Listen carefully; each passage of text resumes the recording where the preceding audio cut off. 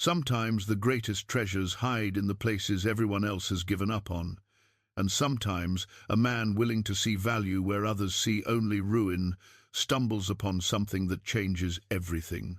Arthur Junk Pile Jones made his living buying worthless properties for $1, stripping them for lumber and salvage.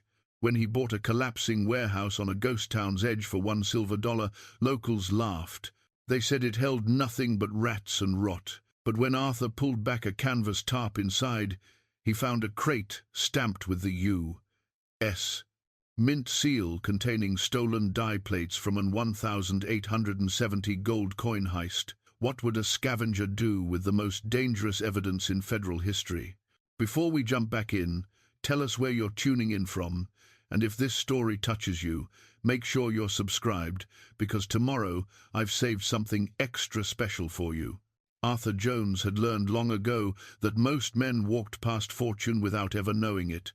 They looked at a collapsed barn and saw only ruin. They looked at a condemned building and saw only danger. Arthur looked at these same things and saw seasoned timber, salvageable nails, glass windows that could be resold, and sometimes, if he was lucky, a forgotten tool or piece of furniture worth more than the building itself. At 62, Arthur had been in the salvage business for nearly 20 years. His hands were calloused and scarred, his back carried a permanent stoop from years of hauling beams and prying up floorboards, and his face had been weathered by the Wyoming sun until it resembled the old leather of a well-used saddle. People called him Junk Pile Jones, and he wore the name without shame. He had built a life from what others discarded. The town of Red Bluff sat in a valley between two ridges of pine-covered hills, and in 1890 it was neither thriving nor dying, it simply existed.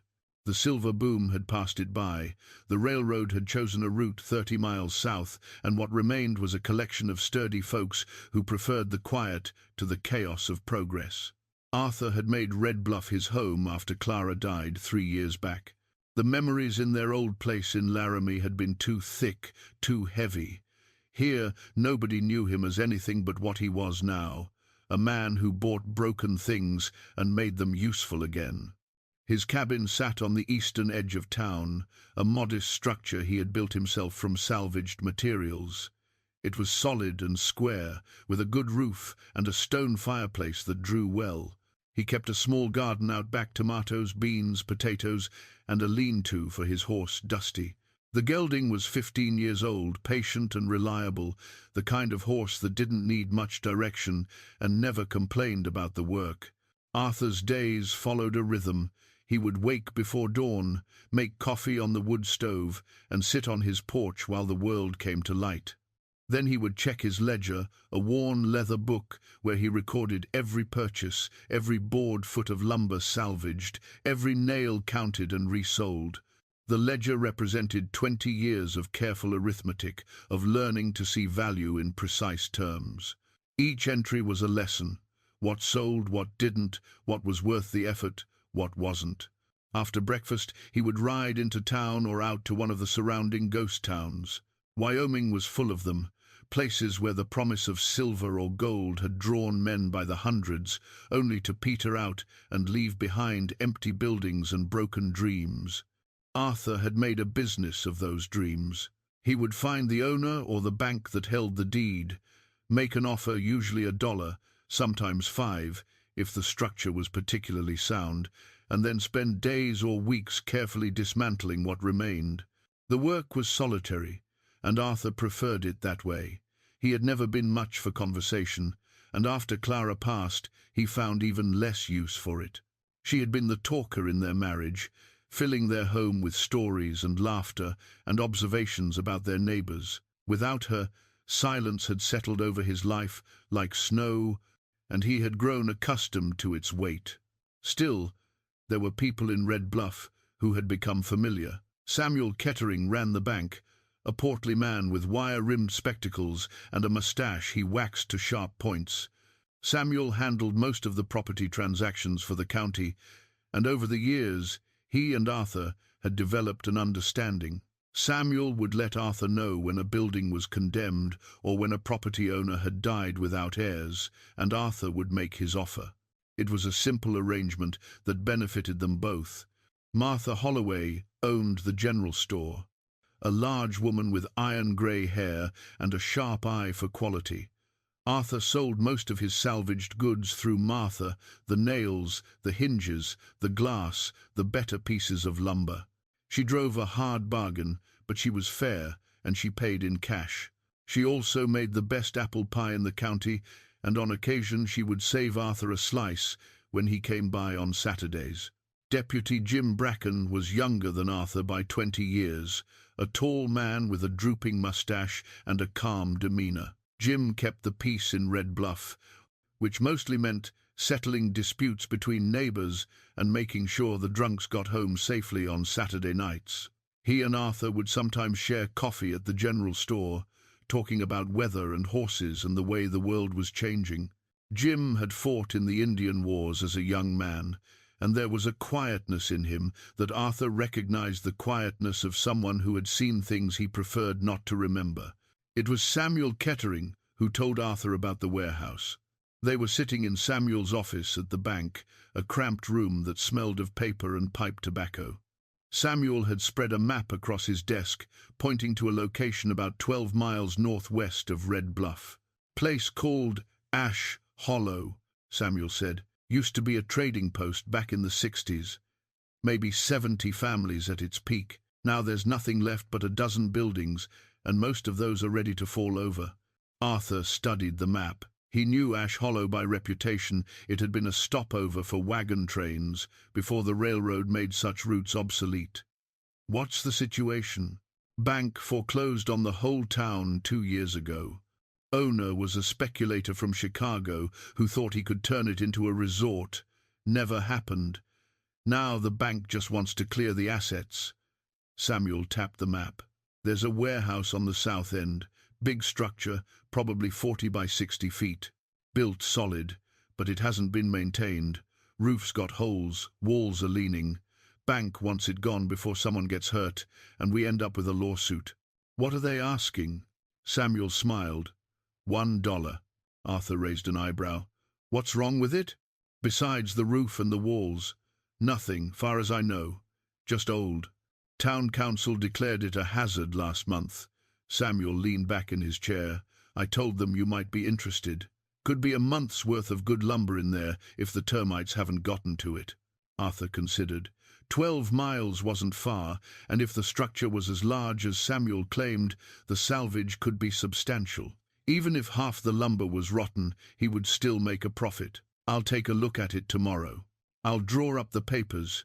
You can sign when you come back." Samuel closed the map. "Fair warning, though locals say the place is cursed. Some nonsense about bandits and ghosts. You know how people talk." Arthur did know. Every abandoned building came with stories, and most of them were just wind. "I'll take my chances." The next morning, Arthur saddled Dusty and rode northwest under a sky that promised rain.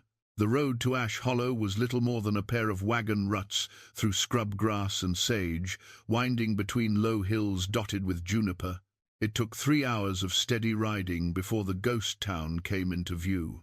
Ash Hollow sat in a shallow depression, sheltered from the wind by a line of cottonwoods that had grown tall and wild in the absence of human care. The buildings were grey and weathered, their windows dark, their doors hanging crooked or missing entirely. Arthur counted 11 structures: a general store, a blacksmith shop, what looked like a boarding house, and several smaller buildings whose original purposes were no longer clear. At the far end of the settlement, set apart from the others, stood the warehouse. Samuel had been right about its size. The building was massive, constructed from heavy timber with a peaked roof and large sliding doors on the front. One corner sagged noticeably, and Arthur could see daylight through gaps in the roof, but the frame appeared intact. He dismounted and tied Dusty to a post that had once been part of a hitching rail. The warehouse doors were chained but not locked. The chain had rusted through in places, and Arthur was able to pull it free with minimal effort. The doors protested as he slid them open, their rollers frozen with age and disuse. Dust billowed out in a cloud, and Arthur stepped back, waiting for it to settle. When he finally entered, the first thing that struck him was the light. The holes in the roof created shafts of sunlight that cut through the gloom like pillars, illuminating columns of dust that hung in the still air. The space was vast and empty, the floor littered with debris, scraps of wood, rusted tools, animal droppings. Swallows had nested in the rafters, and their droppings whitened the beams. Arthur walked slowly through the space, his boots echoing on the plank floor. He examined the walls, testing the timber with his knife, checking for rot and insect damage. The wood was dry and solid, better than he had expected. The roof would need to be dismantled carefully, but the supporting beams were straight and strong. He revised his estimate upwards 6 weeks of work, maybe more, but worth it. He was halfway through his inspection when he noticed the tarp. It was in the center of the room, a large rectangular shape covered by heavy canvas. The tarp was grey with dust, and in the scattered light it looked almost like part of the floor. Arthur approached it slowly, curious. He knelt and gripped the edge of the canvas.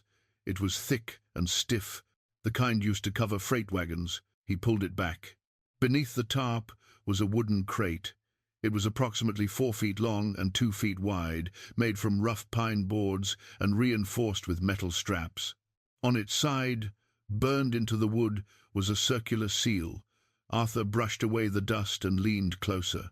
U.S. Mint, Philadelphia. Arthur sat back on his heels, his heart beginning to pound.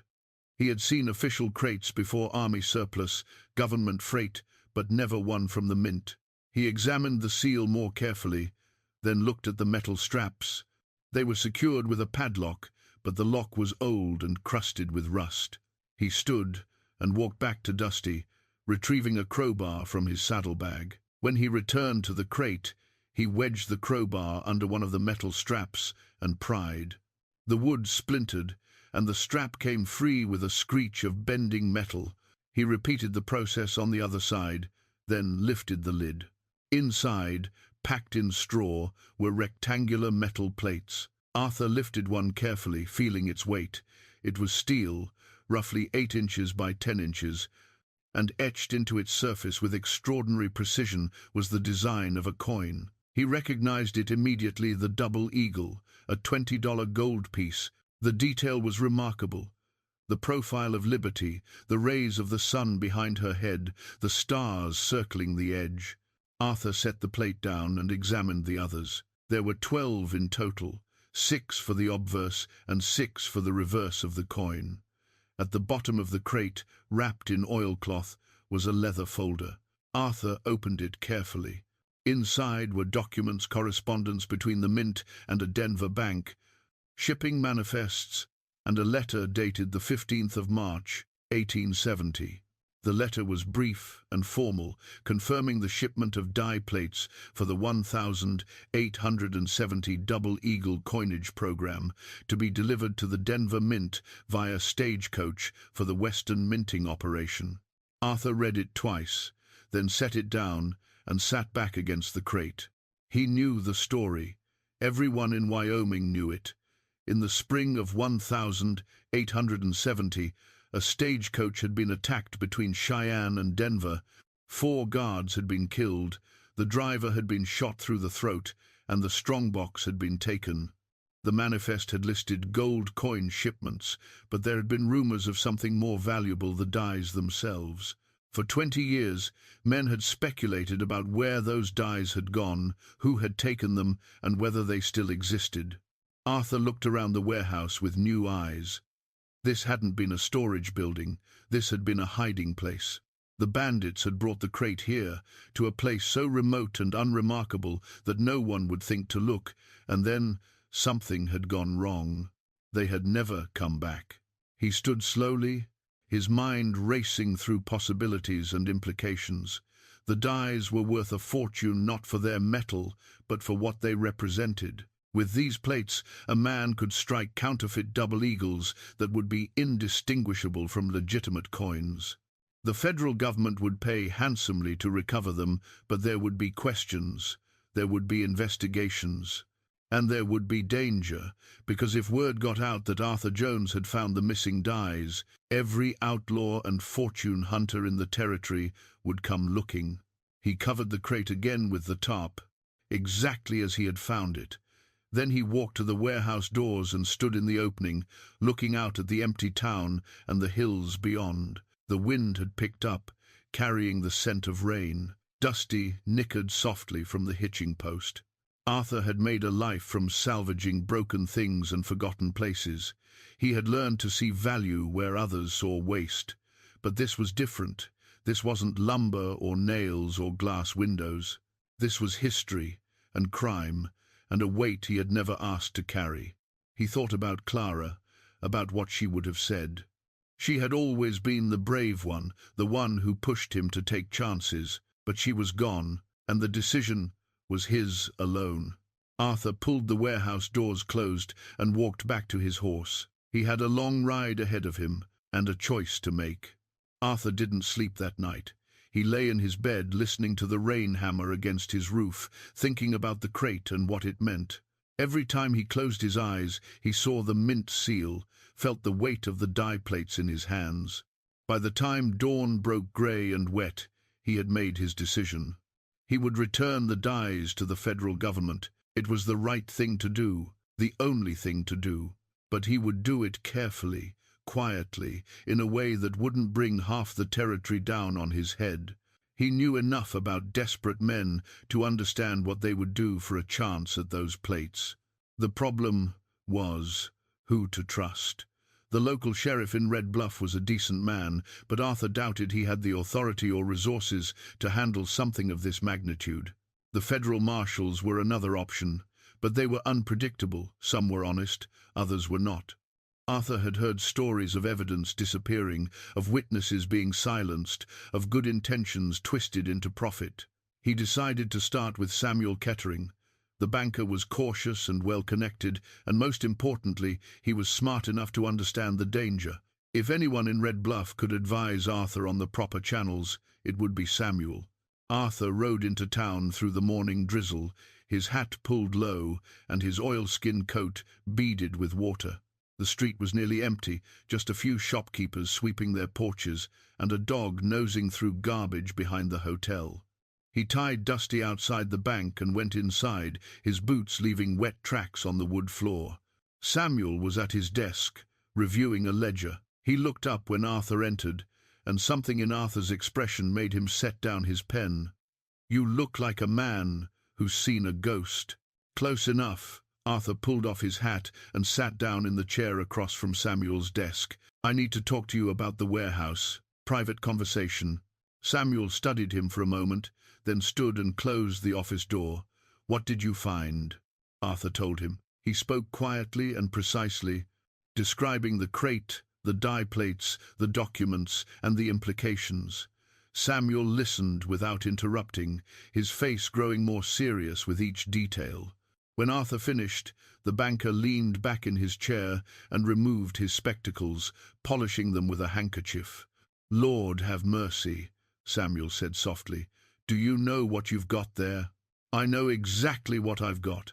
That's why I need your advice." Samuel replaced his spectacles and was quiet for a long moment, thinking, "The federal marshals would be the proper authority, but I share your concerns. Some of those men are honest, but not all. And word travels fast in their circles, you tell one marshal, and by nightfall half the territory knows about it. That's what I'm afraid of. There's another option. The Treasury Department handles mint investigations. They have special agents who deal with counterfeiting and theft. Problem is, the nearest office is in Denver, and that's a 4-day ride." Samuel drummed his fingers on his desk.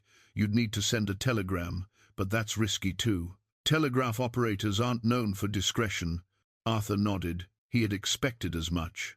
"What if I just sat on it, left the crate where it is and walked away?" Samuel shook his head.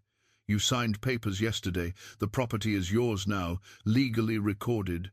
If someone else finds those dies, or if word gets out somehow, You'll be the first person they come looking for, and they won't ask politely. The rain intensified outside, drumming against the windows. Arthur watched the water streak down the glass, thinking about the choices in front of him. None of them were good. "I'll ride to Denver," Arthur said finally. "I'll contact the Treasury Department directly. Bring an agent back with me. That's the safest way. That'll take over a week, maybe 2, depending on weather and whether you can find the right people. You'll need to leave the warehouse secured. If anyone goes poking around in the meantime, I'll padlock the doors, put up a notice saying it's condemned. Most people stay away from buildings like that anyway." Samuel reached into his desk drawer and pulled out a small metal box. He opened it and counted out $50 in bills.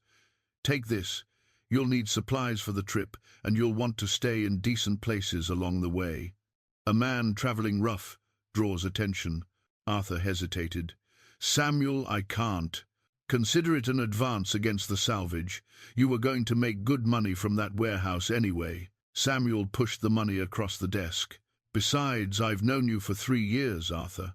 You're an honest man, and honest men are in short supply. I want to see you come through this safely." Arthur took the money and folded it into his coat pocket. "I appreciate it. I'll pay you back with interest." "I know you will." Samuel stood and extended his hand. "Be careful. Denver's a rougher town than it used to be, and Treasury agents can be hard to locate. Ask for a man named Harrison Blackwell. He used to work out of the Denver office, and he's got a reputation for being straight. If he's still there, he's the one you want to talk to." Arthur shook his hand and stood to leave. As he reached for the door, Samuel spoke again. "Arthur, one more thing. Don't tell anyone else about this. Not Martha, not Jim Bracken, not your closest friend if you had one. The fewer people who know, the better your chances of making it to Denver and back alive." "I understand." Arthur left the bank and rode back to his cabin through the steady rain. He spent the rest of the day preparing for the journey, packing supplies, checking his rifle, writing a brief note for Martha, explaining he would be away on business for 2 weeks. He didn't mention where he was going or why. The next morning dawned clear and cold. Arthur saddled Dusty, loaded his saddlebags, and rode out before the sun cleared the eastern hills. He made good time on the first day, covering nearly 30 miles before stopping at a small settlement called Pine Ridge. He paid for a room at a boarding house, ate a quiet dinner, and went to bed early. It was on the second day that he realized he was being followed. He first noticed the rider mid-morning, a dark figure on a bay horse about half a mile behind. The rider maintained the distance consistently, never closing the gap, but never falling further back. Arthur tested him by varying his pace, slowing to a walk, then spurring Dusty into a trot. The rider matched him each time. Arthur's hand moved to the rifle in his saddle scabbard, checking to make sure it was loose and ready. He scanned the terrain ahead, open grassland, with scattered stands of pine, no cover for an ambush. If the rider wanted trouble, he would have to do it in the open. By mid-afternoon, Arthur decided to force a confrontation. He turned Dusty off the main trail and rode toward a cluster of boulders near a small creek. He dismounted, loosened the cinch to let Dusty drink, and positioned himself behind a boulder with his rifle ready. The rider approached slowly, hands visible and empty. When he was 50 yards away, he stopped and called out, "Easy now, friend. I'm not looking for trouble." Arthur stepped out from behind the boulder, his rifle held casually but ready. The rider was younger than Arthur had expected, perhaps 35, with a dark beard and a wide-brimmed hat pulled low. He wore a canvas duster and a gun belt, but his hands remained well away from his weapon. "You've been following me since Pine Ridge," Arthur said. "State your business or turn around." The rider raised his hand slightly, a gesture of peace. "Name's Caleb Reeves. I'm a bounty hunter by trade, but that's not why I'm here. I was in the bank in Red Bluff 2 days ago, and I heard your conversation with Samuel Kettering." Arthur felt his stomach tighten. "You were listening at doors." "I was waiting to talk to Samuel about a loan. The walls in that office are thin, and you two weren't exactly whispering. Caleb leaned forward in his saddle. Look, I'm not interested in the dies themselves, but I know what happens when word gets out about something like this. Men will come, bad men, men who won't hesitate to put a bullet in you and take what you found. You're riding alone to Denver, and that makes you vulnerable. And you're offering to help out of the goodness of your heart? Caleb smiled, but there was no humor in it. I'm offering to help because I've got a reputation to build, and bringing in the man who recovered the stolen mint dies would go a long way toward that. You get the dies back to the government safely. I get the credit for assisting. We both win. Arthur studied him. The man's logic was sound, and there was something in his manner that suggested honesty, or at least a practical self-interest that aligned with Arthur's goals. Still, trust was a precious commodity, and Arthur didn't hand it out easily. How do I know you won't just shoot me and take the location of the dies for yourself? Because I don't know where they are, and you're not stupid enough to tell me until we reach Denver. And because if I wanted you dead, I could have shot you from ambush a dozen times already. Caleb lowered his hands. Look, you need help whether you admit it or not. The trail to Denver runs through rough country, and there are men who would rob you for the horse you're riding, never mind federal evidence. I'm offering my gun and my experience. Take it or leave it. Arthur thought about Samuel's warning, don't trust anyone, but Samuel hadn't anticipated being overheard, hadn't anticipated a bounty hunter with ambitions and a strange sense of honor. Sometimes trust wasn't about faith, it was about calculated risk. All right, Arthur said finally, lowering his rifle. But we're clear on something. I'm in charge of this operation. You follow my lead. And you don't ask questions. I'm not ready to answer. Caleb nodded. Fair enough. Let's ride. They mounted up and continued toward Denver, two men bound together by circumstance and necessity, riding into uncertainty with the weight of history at their backs. They rode together for 3 days, and in that time Arthur learned that Caleb Reeves was a complicated man. He talked easily but revealed little, sharing stories about tracking fugitives and navigating the rough towns of the frontier without ever mentioning where he came from or what had driven him to his current profession. Arthur suspected there was pain in the man's history, the same kind of quiet damage that marked so many who had lived through the war and its bitter aftermath. Caleb knew the land well. He guided them along routes that avoided the main roads, cutting through valleys and following creek beds that kept them hidden from view. They camped in sheltered spots where fires wouldn't be seen from a distance, and Caleb always took the first watch, his rifle across his knees and his eyes on the darkness. On the third night, as they sat around a small fire eating beans and hardtack, Caleb finally asked the question Arthur had been waiting for. What are you going to do with the reward money? Arthur looked up from his plate. What reward money? The government pays rewards for recovering stolen property, especially mint property. I'd guess those dies are worth at least $10,000 in reward money, maybe more. Caleb poked at the fire with a stick. That's a fortune for a man like you. Could buy yourself a real ranch, settle down proper. Arthur chewed slowly, thinking about the question. He hadn't considered a reward. The thought of profit from the discovery felt wrong somehow, tainted by the violence that had brought the dies to that warehouse in the first place. I'll cross that bridge when I come to it. That's not an answer. It's the only answer I've got. Arthur set down his plate and looked across the fire at Caleb. Why do you care? Caleb shrugged. Just curious about what drives a man to do the right thing when the easy thing would be to melt those plates down and forget they ever existed. Most men would take that path. I'm not most men. No, Caleb said quietly. I don't suppose you are. They reached the outskirts of Denver on the 4th day, arriving in late afternoon. The city had grown since Arthur's last visit 5 years prior. New buildings crowded the streets, and the air smelled of coal smoke and horse manure and human industry. Caleb led them to a modest hotel on a quiet street, and they rented 2 rooms for the night. After washing the trail dust from his face and changing into clean clothes, Arthur asked the hotel clerk for directions to the Treasury Department office. The clerk gave him an address on Larimer Street and a warning that the office closed at 5 o'clock. Arthur checked his pocket watch. It was already 4:30. "We'll go first thing tomorrow morning," Caleb said when Arthur returned to the lobby. "You look like you could use a decent meal and a full night's sleep." Arthur wanted to argue, but he knew Caleb was right. He was exhausted, and approaching federal agents in such a state would not inspire confidence. They found a restaurant 2 blocks away and ate steak and potatoes while the evening crowds filled the streets outside. It was during dinner that Arthur noticed the man watching them. He was sitting at a corner table, nursing a glass of whiskey and pretending to read a newspaper. But his eyes kept drifting toward Arthur and Caleb, lingering just a moment too long before returning to the paper. Arthur nudged Caleb under the table and tilted his head slightly toward the corner. Caleb's eyes flicked to the man, then back to his plate without changing expression. "I saw him when we came in. He followed us from the hotel." "You sure?" "I'm sure. He was leaning against a lamppost across the street, trying to look casual."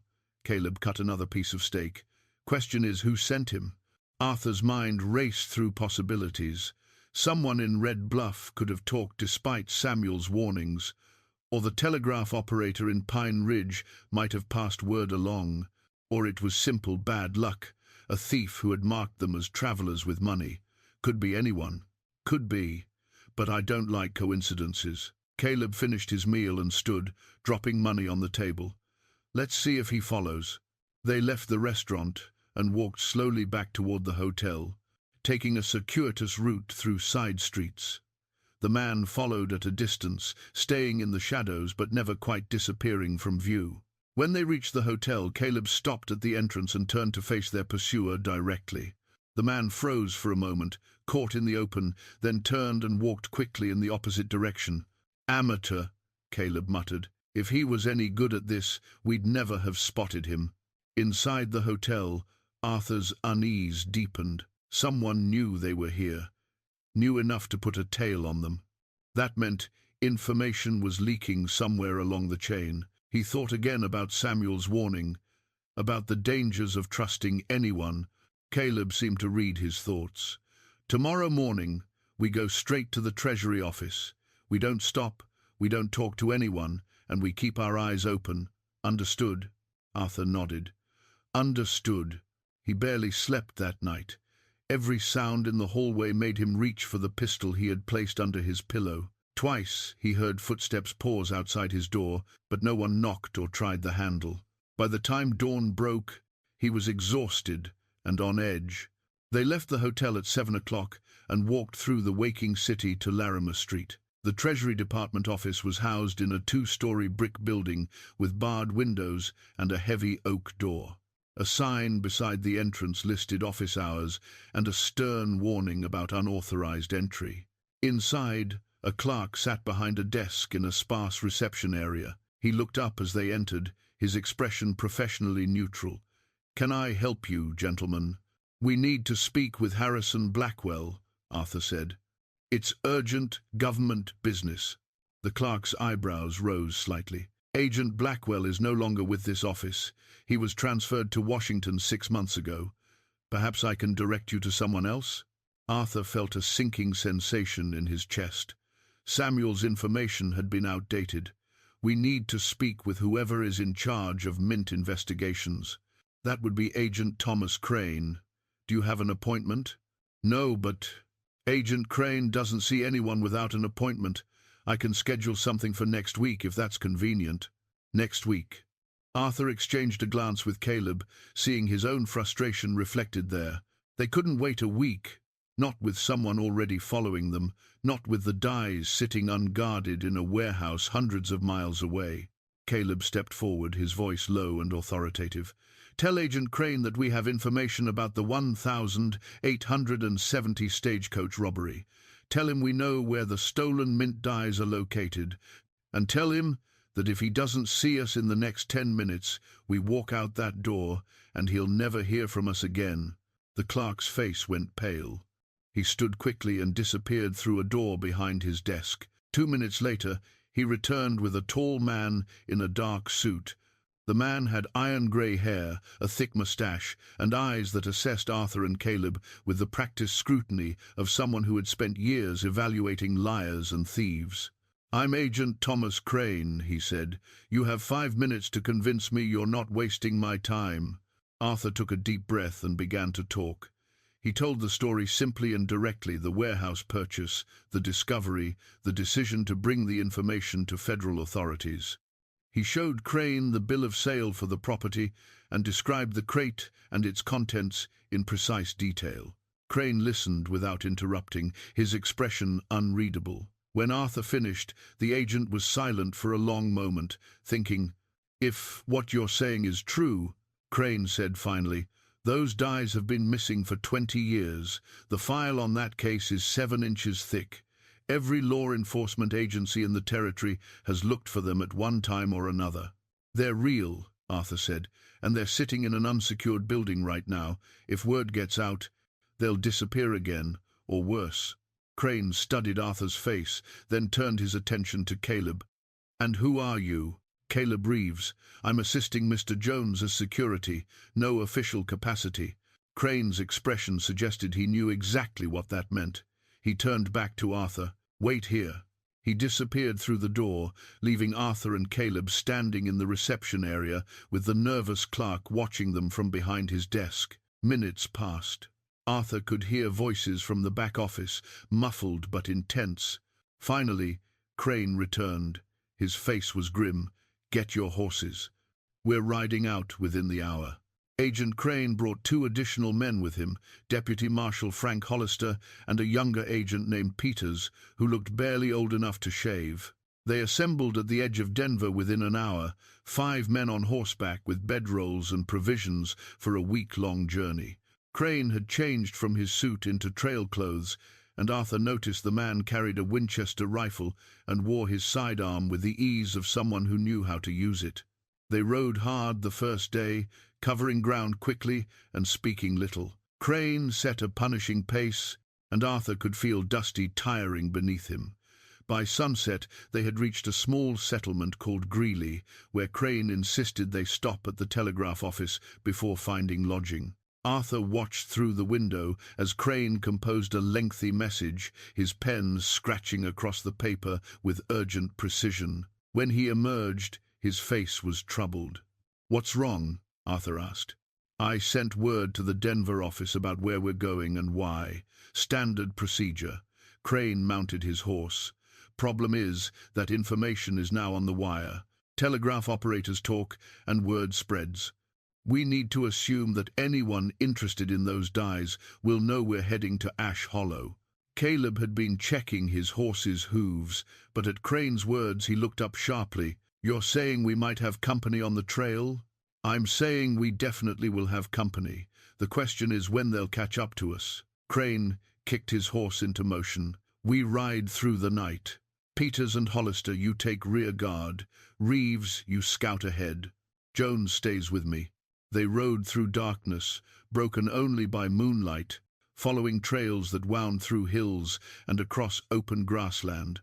Arthur's exhaustion from the previous sleepless night caught up with him, and he found himself swaying in the saddle, jerking awake every few minutes when Dusty stumbled or changed pace. Crane rode beside him in silence, his eyes constantly scanning the darkness. Near midnight, Peters rode up from behind, his horse breathing hard. "Someone's following us. 3 riders, maybe 4. They're staying about 2 miles back." Crane cursed under his breath. "How long have they been there?" "I first spotted them an hour ago. They're not trying to hide, just maintaining distance." "They're waiting for us to stop," Caleb said, riding in from the front. "They'll hit us when we make camp or when we're strung out on a narrow trail." Crane considered this, then made a decision. "We're not stopping. We ride straight through to Ash Hollow. It's another 40 miles. If we push hard, we can make it by dawn. Once we're at the warehouse, we secure the dies and hold position until reinforcements arrive." Arthur wanted to protest. The horses were already tired, and riding through the night would exhaust them completely, but he understood Crane's logic. If they stopped, they would be vulnerable. If they kept moving, they at least had the initiative. They rode on through the darkness, and as the hours passed, Arthur entered a strange state of half-consciousness, where the rhythm of Dusty's gait merged with his own breathing, and the world became a blur of shadow and moonlight. He thought of Clara, of her voice and her laughter, and wondered what she would make of this situation. She had always told him he was too careful, too cautious. Now here he was, racing through the night with federal agents and armed men in pursuit, all because he had looked under a canvas tarp. Dawn broke cold and grey, revealing a landscape of rolling hills covered with sage and scattered pine. Arthur recognized the terrain. They were less than 10 miles from Ash Hollow. Behind them, the pursuing riders had closed the distance. Arthur could see them now on the horizon, dark figures silhouetted against the rising sun. "They're coming," Hollister called out. "I see them." Crane urged his horse faster. "Everyone stay together. We're almost there." The ghost town appeared as they crested a final hill. From this distance it looked exactly as Arthur remembered, weathered buildings clustered around empty streets, the warehouse standing apart at the southern end. Crane led them straight to it, and they dismounted in a rush of creaking leather and heavy breathing. The warehouse doors were still chained, exactly as Arthur had left them.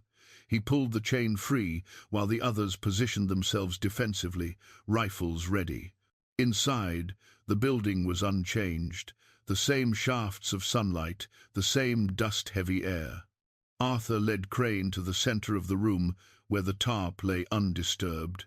He pulled back the canvas, revealing the crate. Crane knelt and examined the mint seal, then carefully opened the splintered lid. His expression shifted from professional skepticism to something like awe as he lifted one of the die plates and studied the intricate engraving. "Lord Almighty," he breathed. 20 years. They've been here for 20 years. "We need to secure this building," Caleb said from the doorway. "Those riders will be here in minutes." Crane carefully replaced the die plate and closed the crate. "Peters, ride back toward Red Bluff and find the nearest telegraph office. Send for backup at least 10 men, well armed. Tell them to bring a secure wagon for transport. Hollister, check the perimeter of this building, find any weak points and shore them up. Reeves and Jones with me. We need to create defensible positions." They worked quickly. Arthur and Caleb used loose timber to barricade the windows, while Crane positioned crates and barrels to create cover inside the warehouse. Hollister returned with grim news. The building had 3 vulnerable sides, and the doors were the weakest point. If someone wanted to force entry, it wouldn't take much effort. "We need to buy time," Crane said. "When they arrive, I'll parley with them. If I can convince them we have overwhelming force or that the dies have already been moved, they might back off." "And if they don't?" Arthur asked. "Then we fight." The riders arrived 20 minutes later. There were 5 of them, rough-looking men with hard faces and weapons displayed openly. They spread out in a semicircle around the warehouse entrance, staying just out of rifle range. One man rode forward slightly. He was older than the others, maybe 50, with a scarred face and grey streaking his black beard. Crane stepped out of the warehouse, his badge visible on his vest. "This is federal property under the protection of the United States Treasury Department. I'm Agent Thomas Crane, and I'm ordering you to disperse immediately." The scarred man smiled, showing missing teeth. "We don't care about your badge, Agent. We care about what's in that building. You hand over the dies, and we ride away peaceful. You refuse, and this gets ugly." "The dies aren't here," Crane said calmly. "They were transported to Denver 2 days ago. You're chasing ghosts." The scarred man's smile widened. "That's a good story, Agent. But we've been watching the telegraph wires, and we know different. We know you just got here, and we know that old man there," he pointed at Arthur, "is the one who found them. Now, I'm going to count to 10. If you haven't brought out that crate by the time I'm done, we're coming in." Crane didn't move. "You'll be firing on federal officers. That's a hanging offense." 1. Inside the warehouse, Arthur gripped his rifle and felt his heart pounding. He looked at Caleb, who had positioned himself beside a window with his weapon trained on the riders outside. Hollister was at the opposite window, his face pale but steady. 2. Crane slowly backed toward the warehouse entrance, keeping his eyes on the scarred man. His hand moved toward his holster, subtle but deliberate. 3. Arthur thought about the crate behind him, about the 20 years of searching that had led to this moment, about the violence that had brought the dyes here, and the violence that might claim them again. He thought about Clara's voice telling him to be brave, to do what was right, even when it was hard. 4. The scarred man's hand moved to his rifle. The other riders shifted in their saddles, preparing. 5. Crane reached the warehouse entrance and stepped inside, moving behind cover. He looked at Arthur, Caleb, and Hollister in turn.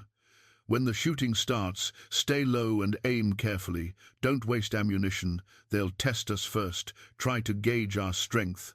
Make every shot count. 6. Arthur positioned himself behind a support beam, his rifle resting on a crate. His hands were steady despite the fear crawling up his spine. He had never shot a man before, had never wanted to. But he understood that some choices were made for you by circumstance, and all you could do was face them with whatever courage you could muster. 7. The morning sun climbed higher, casting sharp shadows across the ground between the warehouse and the riders. A bird called from somewhere in the ruins of the ghost town. Dusty and the other horses, tied behind the warehouse, shifted nervously. 8. Caleb glanced at Arthur and gave a slight nod, a gesture of solidarity, of shared fate. Arthur nodded back. 9. The scarred man raised his rifle, and the other riders followed suit. The moment stretched, tension pulling it thin. 10. The first shot came from the scarred man's rifle, a crack that echoed across the empty town and sent splinters flying from the warehouse door frame. Crane returned fire immediately, his bullet kicking up dirt 2 feet from the scarred man's horse. The animal reared, and the scarred man fought to control it while his companions scattered, seeking cover behind the abandoned buildings. For several minutes, the shooting was sporadic, and wild bullets punching through the warehouse walls, ricocheting off stones, splintering wood. Arthur kept his head down and waited for a clear target. When one of the riders broke from cover to reposition, Arthur squeezed the trigger. His shot went wide, but close enough to drive the man back behind a ruined wall. "Conserve your ammunition," Crane shouted over the gunfire. "They're testing our defenses. Let them waste their bullets." The attack continued for 10 minutes, then stopped abruptly. Arthur used the silence to reload, his fingers trembling slightly as he thumbed cartridges into the rifle. His ears rang from the concussive noise, and the warehouse reeked of gun smoke. Through a gap in the wall, he could see the riders had regrouped behind a collapsed building about 60 yards away. "Anyone hit?" Crane asked. "I'm good," Caleb replied. "Same here," Hollister said, though his voice wavered slightly. Arthur checked himself and found he was unharmed, though a bullet had passed close enough to his head that he had felt its wind. "I'm fine." They waited. The sun climbed higher, and the temperature inside the warehouse rose. Arthur's shirt stuck to his back with sweat. He thought about water. They had canteens, but not enough for a prolonged siege. If the riders decided to simply wait them out, thirst would become a serious problem within 2 days. Crane must have been thinking the same thing. Peters should reach the telegraph office within 3 hours. Backup could arrive by tonight if we're lucky, tomorrow morning if we're not. We just need to hold this position. "What if they try to burn us out?" Hollister asked. "The building's too exposed. They'd have to get close to light it, and we'd cut them down before they could retreat." Crane peered through a gap in the wall. "No, they'll try something else. An ambush maybe, or wait for nightfall." Caleb had moved to a different window, studying the terrain. "There's a gully on the east side that runs almost to the back of the building. They could use it for cover. Come at us from behind." "I saw it," Crane said. "Hollister, you watch that direction. Anyone comes through that gully, you drop them." The morning dragged on. Around noon, one of the riders called out from behind cover. "We're not going anywhere, Agent, and neither are you. Sooner or later, you'll run out of water or ammunition or patience. When that happens, we'll be waiting." Crane didn't respond, but Arthur could see the truth in the man's words. They were trapped, and time was working against them. It was mid-afternoon when Arthur heard horses approaching from the north. At first he thought it was the backup Crane had sent for, but then he saw the riders 3 more men, heavily armed and moving with purpose. They joined the original 5 behind the collapsed building, and Arthur's hope faded. 8 against 4 now, and the odds had just gotten considerably worse. The scarred man called out again. "Last chance, Agent. We've got more men coming. By sunset, you'll be facing 20 guns. Hand over the dies now, and we let you walk away. Keep playing hero, and you'll die in that building." Crane looked at Arthur, Caleb, and Hollister. His expression was grim but resolute. "I won't tell you men what to do. This isn't your fight, not really. If you want to leave, I won't hold it against you." Caleb checked his rifle and shook his head. "I've come this far. Besides, bounty hunters don't get reputations by running when things get difficult." Hollister was quiet for a moment, then spoke. "I took an oath. I won't break it for these men." Arthur thought about the choice in front of him. He could walk away. No one would blame a 62-year-old salvage man for choosing survival over principle. But he thought about Clara, about the life they had built together through hard times and honest work. She would have expected him to stand. "I'm staying," Arthur said. Crane nodded slowly. "All right then. We hold this position until reinforcements arrive, and if they don't arrive in time, we make these men remember the cost of what they're trying to do." The afternoon wore on. The riders made 2 more probing attacks, quick bursts of gunfire designed to test defenses and wear down their targets. Arthur returned fire when he had clear shots, but mostly he conserved ammunition as Crane had instructed. Each time the shooting stopped, the silence that followed felt heavier, more oppressive. As the sun began its descent toward the western horizon, painting the sky in shades of orange and red, Arthur allowed himself to think about what might happen if no help came. He thought about dying here, in this empty town, defending stolen property he had never wanted to find. There was a certain irony in it. A man who made his living from abandoned places, meeting his end in one. But there was also a strange peace. He had spent 3 years moving through life like a ghost, going through motions without feeling them. The fear he felt now, the clarity of purpose, was the first real thing he had experienced since Clara's death. If this was to be his end, at least it would be in defense of something that mattered. Caleb had been watching the approaching dusk with evident concern. "They'll come at full dark. They've got the numbers now to rush us from multiple sides. We won't be able to see them coming until they're on top of us." "Then we light the inside of the warehouse," Crane said. "Make ourselves harder to approach without being seen."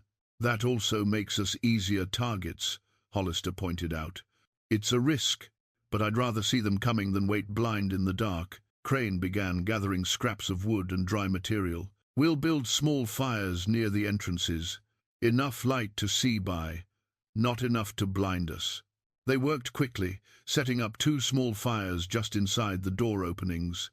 The flames cast flickering light that pushed back the encroaching darkness, creating a defensive perimeter. Arthur positioned himself near the crate, reasoning that any attack would ultimately focus on the building's center where the dies were located. Full darkness fell, and with it came an eerie quiet. The normal sounds of night, crickets, distant coyotes, the wind through grass seemed muted, as if the world itself was holding its breath. Arthur's eyes adjusted slowly to the firelight, picking out shapes and shadows that might or might not be threats. An hour passed. Then another.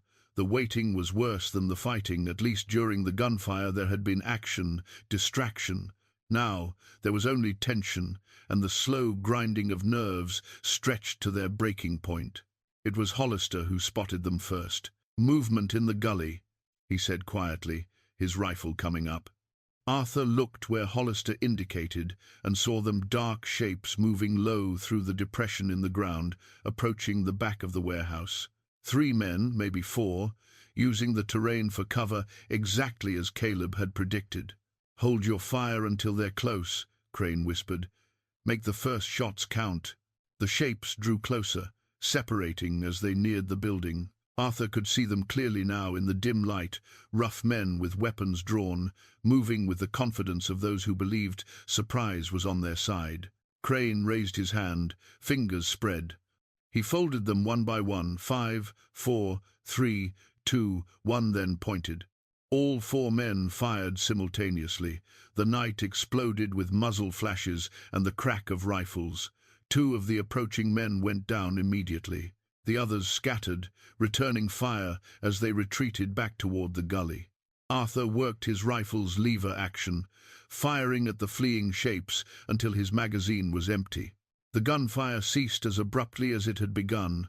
Arthur's ears rang in the sudden silence.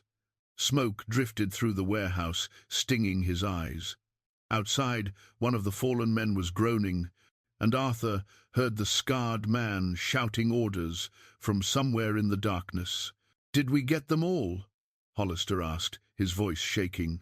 2 down for certain, Caleb said. The others made it back. Crane was already reloading. "They'll try again, probably from a different angle. Everyone stay alert. This night is far from over." Arthur's hands were steady as he reloaded his rifle, though his heart hammered in his chest. He had just shot at men, possibly killed them, and while the necessity of it was clear, the weight of it settled over him like a physical thing. He wondered if this was how soldiers felt in war, caught between duty and the crushing reality of violence. The hours between midnight and dawn were the longest of Arthur's life.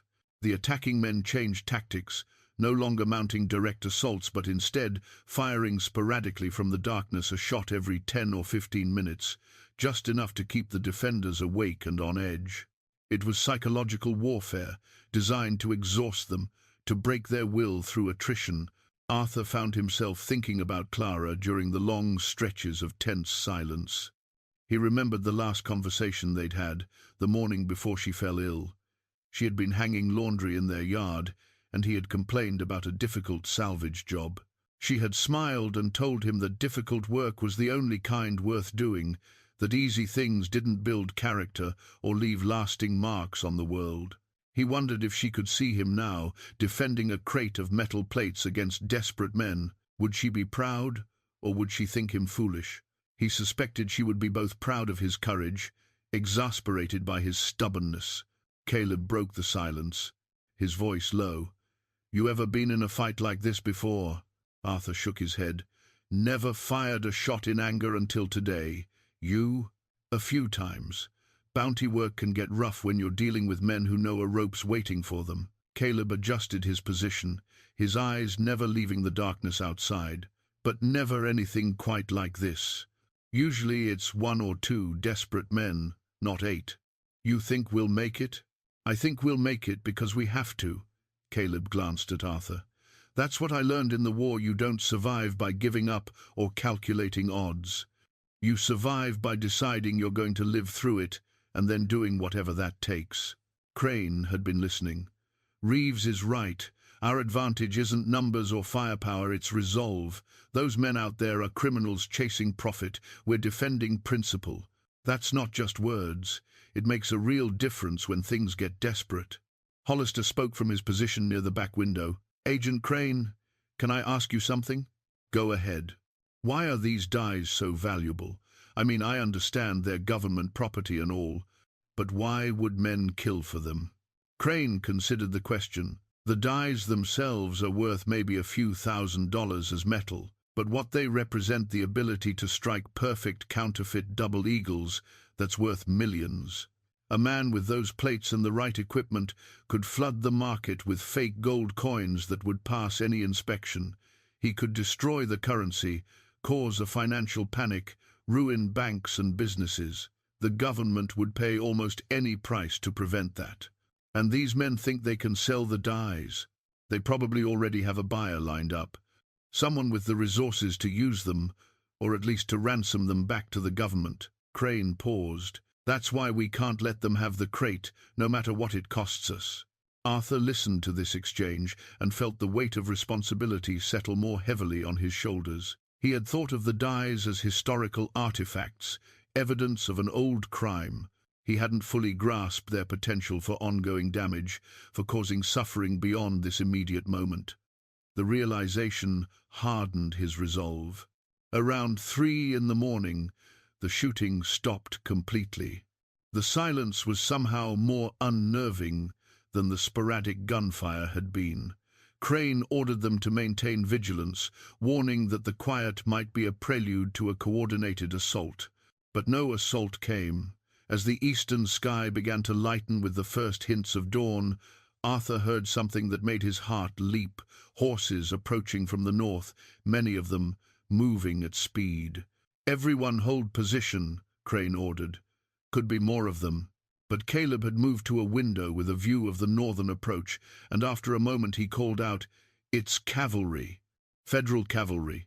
Arthur felt a wave of relief so powerful it made him dizzy. He watched as a column of mounted soldiers emerged from the pre-dawn gloom, at least 20 men in blue uniforms, led by an officer with a drawn saber. They swept into Ash Hollow at a gallop, and the remaining attackers broke and ran, abandoning their positions and fleeing west into the hills. The cavalry didn't pursue. Instead, the officer rode directly to the warehouse and dismounted. He was a young man, perhaps 30, with a lieutenant's bars on his shoulders and an expression of grim efficiency. "Agent Crane?" he called out. "Here." Crane emerged from the warehouse, showing his badge. "You're a welcome sight, Lieutenant." "Lieutenant Marcus Wade, Fort Collins. We got your wire yesterday evening and rode through the night." Wade surveyed the damage to the warehouse, the bullet holes, the splintered wood, the 2 bodies lying in the gully. "Looks like we almost arrived too late." "Almost counts for something." Crane shook the young officer's hand. "We held them off, but it was close." Wade ordered his men to secure the perimeter and tend to the bodies. Then he followed Crane into the warehouse, where Arthur, Caleb, and Hollister were finally allowing themselves to relax. Arthur's hands shook as he lowered his rifle, and he had to sit on a crate to steady himself. "This the civilian who made the discovery?" Wade asked, looking at Arthur. "Arthur Jones," Crane said. "He's the reason we're here at all. Bought the property for $1 and found what half the territory's been looking for since 1870. Wade studied Arthur with interest. "That took courage, sir. Most men would have tried to profit from a find like this." Arthur was too exhausted to accept compliments. "I just did what seemed right." Wade turned to the crate. "And this contains the dies?" "All 12 of them, plus documentation." Crane lifted the lid, showing Wade the contents. The lieutenant let out a low whistle. 20 years, Wade said softly.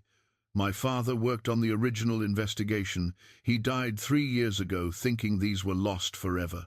They spent the next hour organizing transport. Wade's men brought up a secure wagon, and the crate was loaded carefully, surrounded by armed guards. Crane completed paperwork, documenting the chain of custody and taking statements from everyone present. As the sun climbed higher and the morning warmed, Arthur stood outside the warehouse with Caleb, watching the soldiers prepare to depart. His body ached from a night without sleep, and his mind felt hollowed out by exhaustion and relief. "You did good," Caleb said quietly. "A lot of men would have broken under that pressure." "I had help." Arthur looked at the younger man. "You could have left when Crane gave you the chance. Why didn't you?" Caleb was quiet for a moment. "Because I spent a lot of years running from things: responsibility, consequence, anything that asked me to be more than I thought I was. I'm tired of running. And besides," he smiled slightly, "you grow on a person, Jones, stubborn old mule that you are." Arthur found himself smiling back. "Stubborn kept me alive. It kept all of us alive." Caleb extended his hand. "I expect that reward money will come through in a few weeks. The government's slow, but they pay their debts. You've earned it." Arthur shook his hand. "I'll believe it when I see it." Crane approached, looking tired but satisfied. "The lieutenant's detail will escort the dies to Denver. I need to stay here and process the scene, deal with the bodies, file reports. You men are free to go. I'll make sure Washington knows what you did here." "What about those men who escaped?" Hollister asked. "They're still out there. They're scattered and on the run. Wade's sending riders to alert every marshal and sheriff in the territory. They won't get far. Crane looked at each of them in turn. You should be proud. You held a position against superior numbers and protected evidence that's been sought for 2 decades. That's not nothing. Arthur watched the wagon roll away, flanked by cavalry on all sides. The morning sun glinted off their weapons, and for the first time since pulling back that canvas tarp, he felt like the weight had truly lifted from his shoulders. The dyes were safe, the right thing had been done, and somehow, against all odds, he had survived to see it. Arthur returned to Red Bluff 3 days later, riding dusty through familiar streets that felt strangely different now. Everything looked the same. Martha's General Store, Samuel's Bank, the weathered buildings lining the main road, but Arthur himself had changed. He had faced violence and held his ground, had made choices that mattered beyond his own small life. The experience had marked him in ways he was still beginning to understand. Samuel Kettering greeted him with relief and genuine warmth, insisting Arthur tell him everything over coffee in the bank office. Arthur recounted the journey, the siege, the cavalry's timely arrival. Samuel listened with rapt attention, occasionally asking questions but mostly just shaking his head in amazement. "You're a braver man than I gave you credit for," Samuel said when Arthur finished. "Most of us go through life avoiding trouble. You rode straight into it and came out the other side. I'm not sure bravery's the word, more like stubbornness and luck in equal measure." Samuel smiled. "Call it what you want. The point is, you did something remarkable. This town's going to talk about Arthur Junkpile Jones for years to come." Arthur didn't particularly want to be talked about, but he accepted Samuel's praise graciously. They discussed the warehouse. Arthur still owned the property, and Samuel suggested he could salvage the lumber as originally planned. But Arthur found he no longer had much interest in the building. It felt tainted now by violence and death, and he told Samuel to put it back on the market for whatever it would bring. Over the next 2 weeks, Arthur fell back into his routine. He worked on salvage jobs, tended his garden, shared coffee with Jim Bracken on Saturday mornings. Life returned to normal, or as normal as it could be for a man who had recently defended stolen federal property against armed criminals. It was a telegram from Denver that shattered his peace. The message arrived on a Tuesday morning. Martha brought it to him personally, her face troubled. "This came for you," marked urgent from the Treasury Department. Arthur opened it with growing dread, expecting news about the reward or perhaps a summons to testify at a trial. What he read instead made his blood run cold. "Dyes. Examined by mint experts. Stop. All 12 plates confirmed. Counterfeits. Stop. Stop. Real dyes still missing. Stop. Agent Crane requests your immediate return to Denver. Stop." Arthur read the telegram 3 times, trying to make sense of it. Counterfeits? But he had seen the plates himself, had held them, had examined the extraordinary detail of their engraving. How could they be fake? He rode to Denver the next day, pushing Dusty hard and making the journey in 3 days instead of 4. Crane met him at the Treasury office, looking exhausted and frustrated. The agent led Arthur to a private room where the dye plates were laid out on a table. "Look closely," Crane said, handing Arthur a magnifying glass. "Tell me what you see." Arthur examined one of the plates under magnification. The engraving was indeed remarkable. Liberty's profile, the stars, the fine details of her crown and dress. But as he looked closer, he began to see imperfections. The lines weren't quite as precise as they should be. The depth of the engraving was slightly inconsistent. The metal itself showed signs of having been cast rather than machined. "These are copies," Arthur said slowly, "but very good copies, good enough to fool anyone who wasn't an expert." "Exactly." Crane sat down heavily. "We brought in the mint's master engraver from Philadelphia. He confirmed it within an hour. These plates were made from impressions of the real dyes, probably wax or clay molds, and then cast in steel. A skilled counterfeiter could have done it, but it would have taken months of work." Arthur set down the magnifying glass, his mind racing. "So where are the real dyes?" "That's the question." Crane spread a map on the table. I've been going back through the original investigation files. The bandits who robbed that stagecoach were led by a man named Jacob Warfield.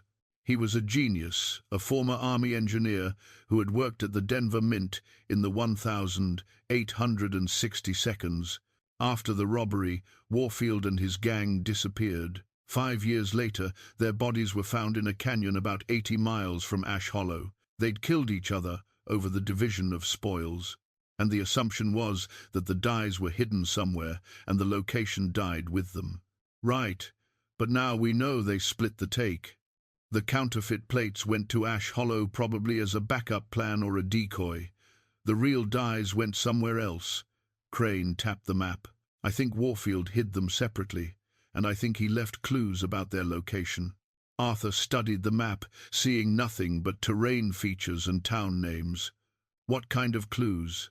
Crane opened the leather folder that had been in the crate.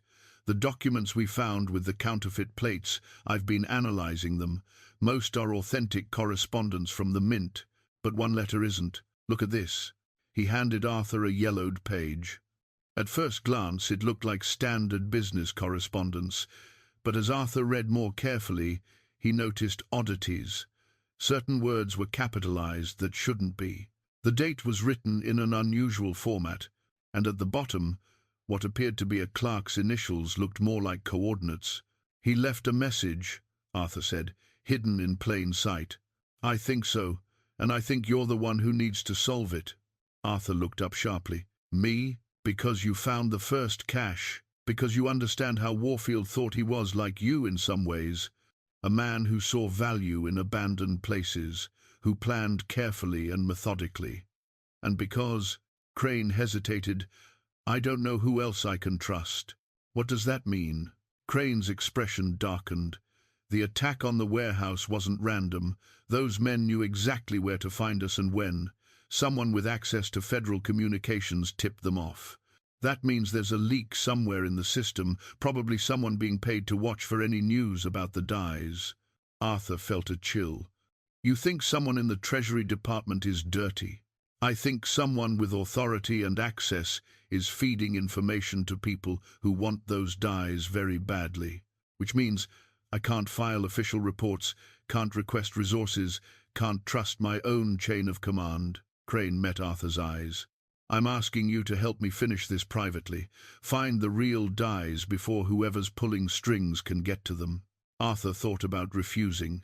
He had done his part, had risked his life, and fulfilled his obligation to return stolen property. No one could ask more of him. But even as he formed the words of refusal, he knew he wouldn't speak them. Something had awakened in him during that night in the warehouse, a sense of purpose that had been dormant since Clara's death. He couldn't walk away from it now. What do you need me to do? Crane smiled grimly. First, we decode this letter. Then we follow wherever it leads. And we do it quietly, without leaving a trail that can be traced back to us. They spent the next 2 hours examining the letter, looking for patterns and hidden meanings. The capitalized words, when arranged in order, formed a partial phrase. Below the cross where water runs cold, the strange date written as the 15th of March 2070, 116.4, 15, looked like coordinates mixed with a date format. Latitude and longitude, Arthur said, pointing. 40 degrees 15 minutes north, 116 degrees 40 minutes west. That's somewhere in northwestern Wyoming. Crane consulted the map. That puts us in the Wind River Range. Rough country, mostly wilderness. Below the cross where water runs cold could be a mountain peak, or maybe a grave marker.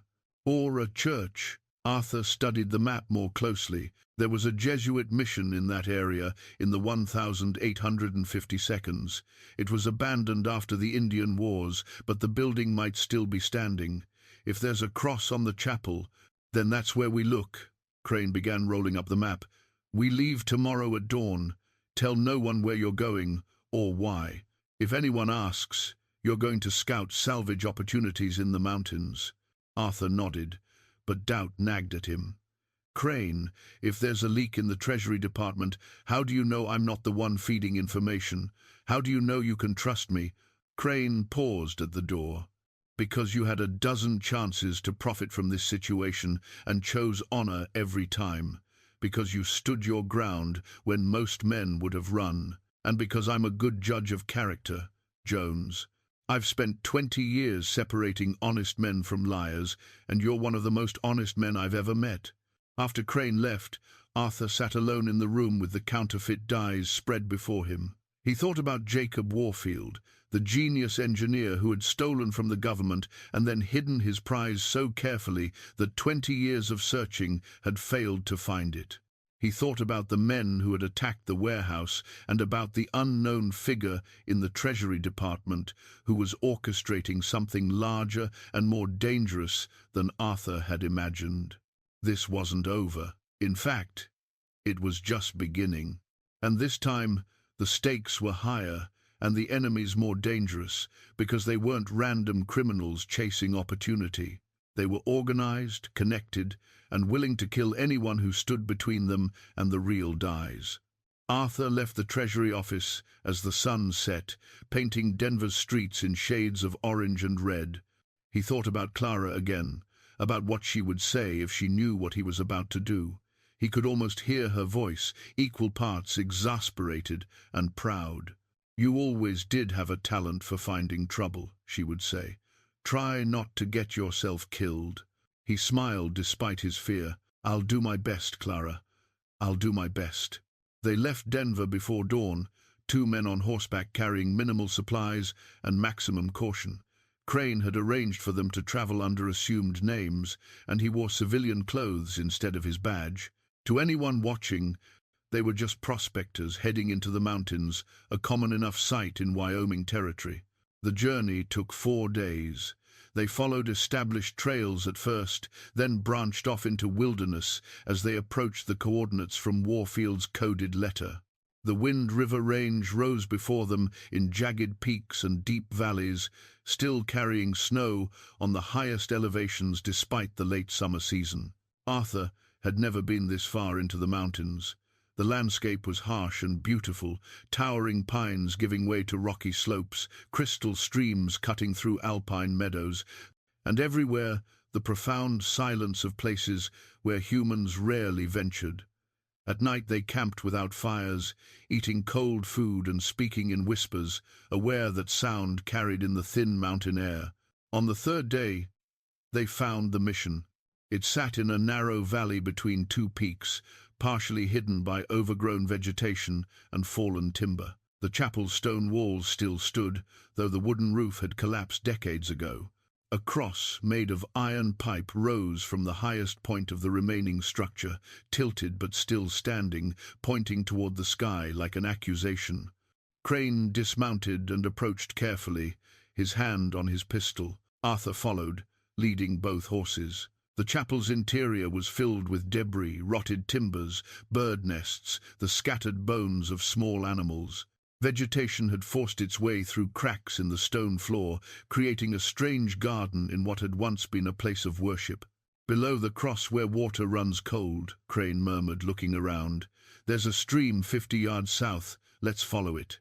They traced the stream upward, climbing over rocks and through thick brush.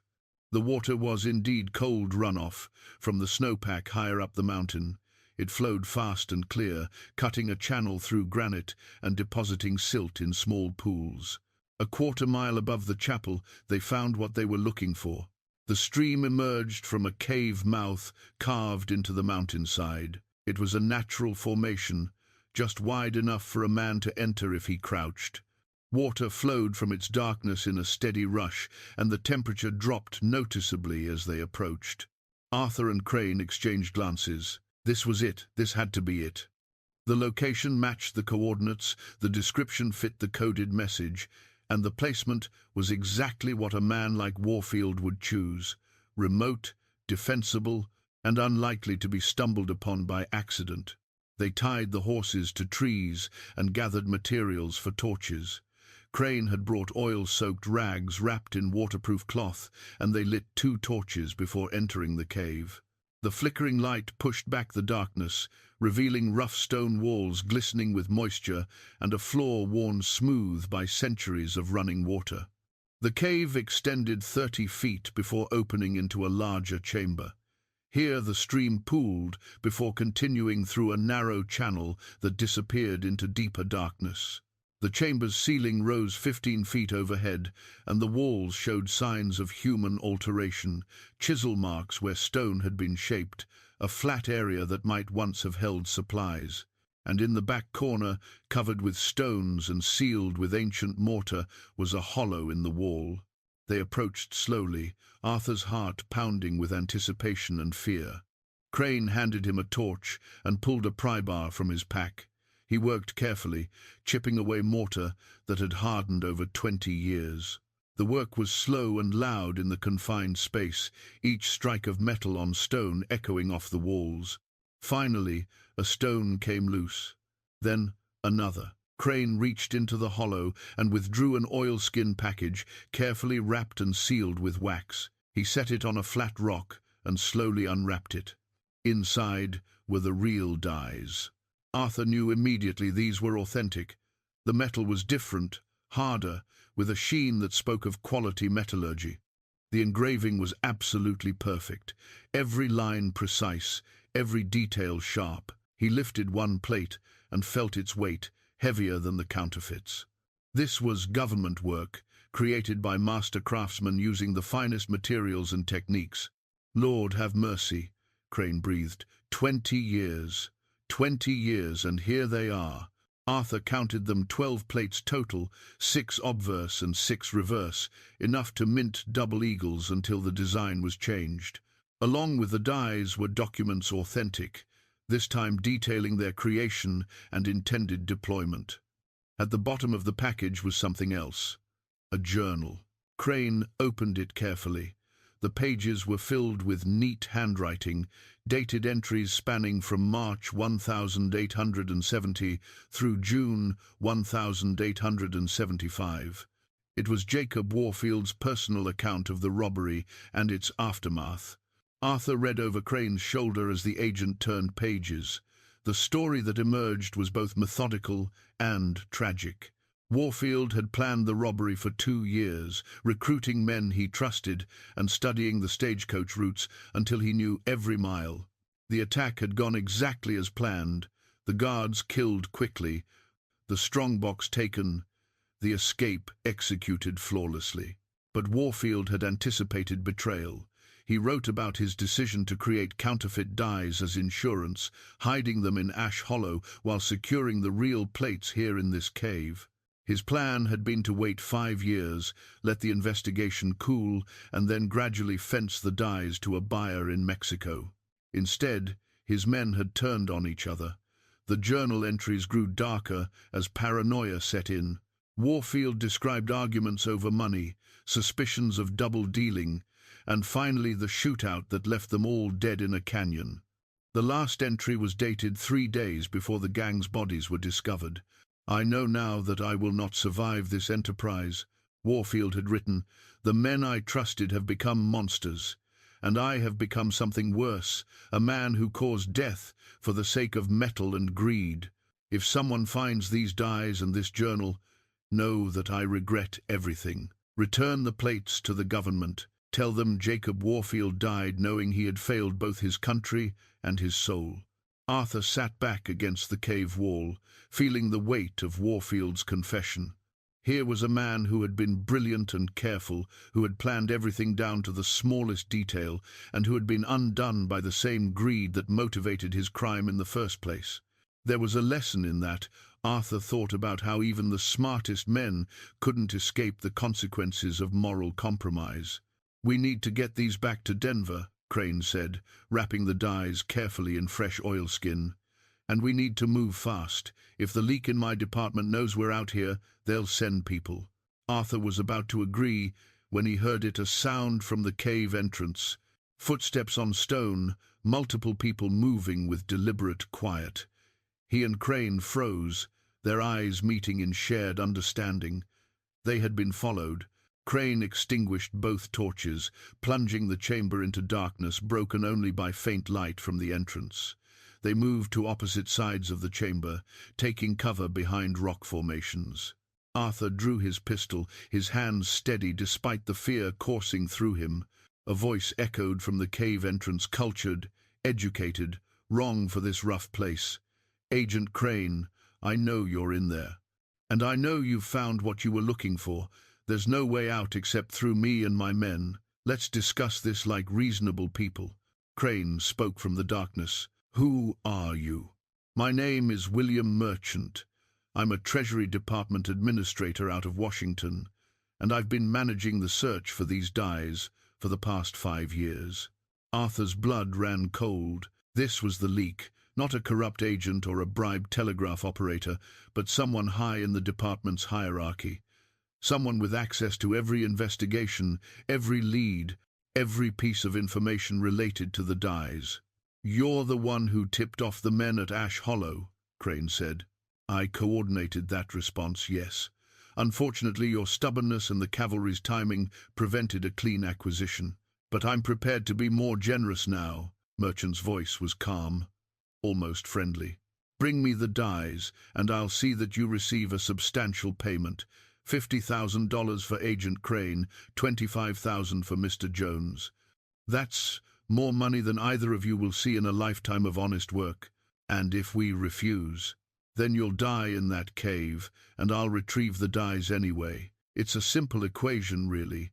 Your honor against your lives. Most men choose poorly when facing that choice, but I'm hoping you'll be smarter." Arthur could see shadows at the cave entrance, now 3 or 4 men, all armed. Merchant had come prepared for resistance. Arthur looked at Crane's silhouette across the chamber and saw the agent's tension, his internal struggle between duty and survival. For Arthur, there was no struggle. He had spent 3 years drifting through life like a ghost, going through motions without feeling them. These past weeks had given him something he thought he'd lost forever: purpose, meaning, a reason to stand firm even when the cost was high. He wasn't going to surrender that now, not for any amount of money. He spoke into the darkness. "Mr. Merchant, you're making a mistake. These dies aren't going anywhere except back to the government. If you want them, you're going to have to come in here and take them." Crane laughed softly, and Arthur heard relief in the sound, relief that his partner was holding firm. "What Jones said, we're not interested in your money." Merchant's voice lost its friendly tone. "Then you've chosen death. I hope your principles comfort you." Gunfire erupted, muzzle flashes lighting the cave entrance like lightning. Bullets ricocheted off stone walls, sending chips of rock flying. Arthur returned fire, aiming for the flashes, trying to force the attackers back. The noise was deafening in the confined space, overwhelming all other senses. The attack lasted 30 seconds, then stopped. Arthur's ears rang in the sudden silence. He heard Merchant shouting orders, and then the sound of men retreating from the cave entrance. "They're regrouping," Crane said. "Probably going to try smoking us out or waiting us out. Either way, we're trapped." Arthur reloaded his pistol, his mind racing through options. They had the dies, but they were cornered with no way out except through Merchant's men. The cave had no back exit they had checked when they first entered. Water flowed in from somewhere deeper, but the channel was too narrow for a man to pass through. Unless... Arthur moved to where the stream disappeared into the deeper darkness. He knelt and examined the channel more carefully. It was narrow, but not impossibly so. A man might be able to squeeze through if he was willing to crawl through rushing water in absolute darkness, with no guarantee of finding an exit on the other side. "Crane," Arthur called quietly. "Come here." The agent joined him, and Arthur explained his idea. Crane looked at the narrow channel with skepticism. "That's a desperate gamble. You could get stuck, or the passage could dead end, or you could drown in the dark. Do you have a better plan?" Crane was quiet for a moment. "No, but I'm not letting you do this alone. We go together. Someone needs to stay here and keep them busy, make them think we're both still in the chamber." Arthur wrapped the dies in oilskin and secured them with cord. "You're the federal agent. You're the one who needs to get these back to Denver and expose Merchant. I'm just a salvage man. Nobody's going to miss me if I don't come back." "That's not—" "It is true, and we both know it." Arthur handed Crane the package. "Give me 10 minutes to draw their attention, then go through the channel. Follow the water downstream. It has to come out somewhere, and wherever that is, it'll be away from Merchant's men." Crane gripped Arthur's shoulder. "If you make it out, meet me in Red Bluff. I'll find you there." "If—" When you make it out." Crane's voice was firm. "You're a stubborn old mule, Jones. Use that stubbornness to survive." Arthur smiled in the darkness. "I'll do my best." Crane moved to the narrow channel and began the dangerous passage. Arthur watched him disappear into the rushing water, then turned his attention back to the cave entrance. He gathered loose stones and positioned himself behind the best available cover. 10 minutes, he had promised Crane. 10 minutes to convince Merchant that both men were still in the chamber, to keep the attention focused here while Crane escaped with the dies. Arthur took a deep breath and began firing at the cave entrance, shouting challenges, making noise, and creating the impression of desperate resistance. The game was almost over. One way or another, this would end soon. Arthur counted the minutes by his heartbeat, firing sporadically to maintain the illusion of 2 defenders.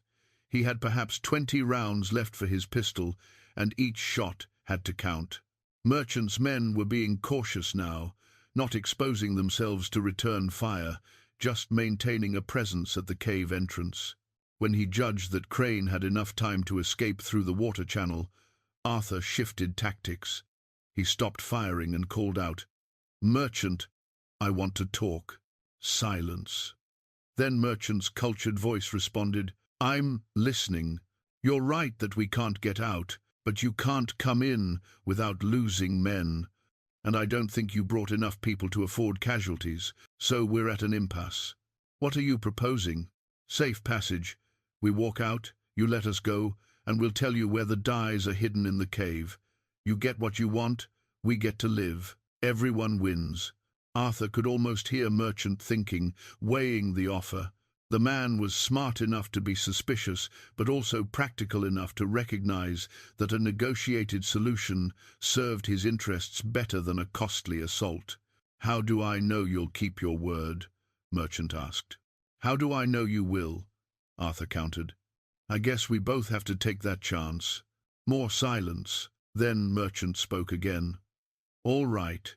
You and Crane come out slowly, hands visible. We'll escort you down the mountain, and once we have the dies, we'll let you go." Arthur gathered his remaining ammunition and spare supplies, making noise and moving around the chamber to suggest 2 people preparing to surrender. He called out again, "We're coming out! Don't shoot!" He moved toward the entrance, staying low and using cover. As he reached the mouth of the cave, he could see them, Merchant and 4 men, positioned behind rocks and trees. Merchant was exactly as Arthur had imagined, middle-aged, well-dressed even in trail clothes, with the bearing of someone accustomed to authority. "Where's Crane?" Merchant asked, his eyes narrowing. "Right here," Arthur said, and dove behind a boulder as he fired 3 rapid shots. His bullets found targets. 1 man went down screaming, another staggered backward, clutching his arm. Then return fire forced Arthur back into the cave entrance, bullets chipping stone all around him. He had bought a few more seconds for Crane, maybe a full minute if he was lucky. But now they knew he was alone, and Merchant's voice was sharp with fury. "Kill him! Kill him now, and find Crane!" The assault began in earnest. 2 men rushed the cave entrance while the others provided covering fire. Arthur shot the first man through the chest, dropping him at the threshold. The second made it inside, but Arthur's next shot caught him in the shoulder, spinning him around. The wounded man stumbled back out of the cave, and Arthur used the momentary pause to retreat deeper into the chamber. He was down to 6 rounds now, facing 3 healthy men plus the wounded one. The mathematics of the situation were clear. He couldn't win this fight. But winning had never been the goal. Survival until Crane was clear, that was all that mattered. Arthur positioned himself behind the stone formation where he and Crane had sheltered earlier. From here, he had a clear view of the entrance, but was partially protected from direct fire. He steadied his breathing and waited. They came more carefully this time, one man covering while another advanced, professional tactics that spoke of military experience. Arthur let them get close, conserving his ammunition, waiting for the shot that would count. When the lead man exposed himself to check the chamber, Arthur fired. The bullet caught him high in the chest, and he fell backward into his companion. 4 rounds left. Merchant's voice echoed from outside. You're just delaying the inevitable, Jones. Crane won't make it down the mountain. I've got men positioned on every trail. He's trapped, just like you are. Arthur didn't respond. He knew Merchant was lying, trying to break his will. Crane had gone through the water channel. There was no way Merchant could have anticipated that route. The agent was in the wilderness now, making his way downstream with the dyes secured. If Arthur could hold out just a little longer, Crane would have time to get far enough away that pursuit would be futile. But time was the one thing Arthur didn't have. The next rush came from 2 directions, one man through the entrance, another trying to flank through a gap in the wall Arthur hadn't noticed. He pivoted and fired at the flanker first, missing with his first shot but connecting with the second. The man at the entrance fired 3 rapid shots that came so close, Arthur felt one bullet tug at his sleeve. 2 rounds left. Arthur was bleeding from a graze across his ribs he hadn't even noticed when it happened. His hands were shaking now, not from fear, but from exhaustion and adrenaline crash. He thought about Clara, about seeing her again soon, about whether there was anything beyond this life where they might be reunited. He thought about how strange it was that a man could spend 20 years salvaging broken things and forgotten places, only to find meaning in defending something in a cave at the end of the world. He thought about Caleb's words, "You survive by deciding you're going to live through it and then doing whatever that takes." Arthur checked his remaining ammunition, said a quiet prayer to whatever might be listening, and prepared for the final assault. The sound of horses came from outside the cave, multiple riders approaching fast. Arthur tensed, expecting reinforcements for Merchant, but the voices he heard next brought unexpected hope. Federal Marshal, everyone lower your weapons. Treasury agents, stand down. Arthur heard Merchant shouting protests, heard sounds of a scuffle, heard men calling orders and confusion reigning outside. He stayed behind cover, pistol ready, not trusting what his ears were telling him. Then Crane's voice cut through the chaos. "Jones! Arthur Jones, you in there?" Arthur lowered his weapon and called back, "I'm here. I'm alive." He emerged from the cave slowly, blinking in the afternoon sunlight. The scene before him was chaos being organized into order. A dozen federal marshals had Merchant and his remaining men surrounded and disarmed. Crane stood among them, soaking wet and looking exhausted but triumphant. And beside him, also wet but grinning broadly, was Caleb Reeves. Arthur stumbled forward, his legs suddenly weak. Caleb caught him and helped him to a flat rock. "Easy there, old man. You look like you've been through hell." "Feel like it too." Arthur looked at Crane. "How?" The water channel led to a pool about half a mile downstream. Caleb was waiting there. He'd been tracking us since Denver, staying far enough back that we wouldn't spot him. Crane sat down beside Arthur. "He helped me signal the Marshal's patrol that's been searching for Merchant. They've been investigating corruption in the Treasury Department for months. When I showed up with the dyes and told them where you were, they rode here at full gallop." Arthur looked at Caleb. "You've been following us the whole time? Somebody had to watch your back. You and Crane are decent men, but you're not exactly careful." Caleb's grin faded. "I heard the shooting from downstream. Thought I was going to be too late. Almost were." Arthur looked at the men who had attacked him, 2 dead, 3 wounded, Merchant standing with his hands bound behind his back. The Treasury official's face was a mask of rage and disbelief, all his careful planning undone by variables he hadn't anticipated. A marshal approached a tall man with captain's bars on his collar and a no-nonsense expression. "Mr. Jones, I'm Captain Richard Stone. Agent Crane tells me you held off these men single-handedly while he escaped with evidence. I did what needed doing." "That's more than most men would have done." Stone gestured to a medical officer. "Get that wound looked at.